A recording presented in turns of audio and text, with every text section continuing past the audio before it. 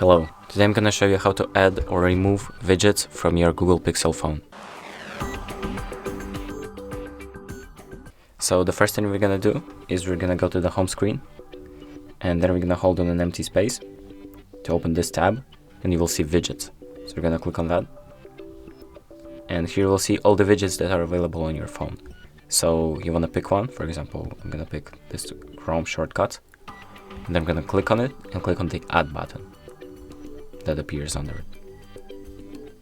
And then you wanna align it to the space you want by holding it and dragging. And here you will see like these dots, and if you scroll them, drag on them, then you're gonna make the widget bigger.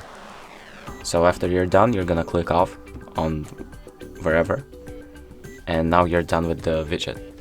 But if you wanna remove it, you're gonna hold it again, and you're gonna drag it to the top to the remove button, and you're gonna release. And that's it. Thank you for watching, and make sure to like and subscribe.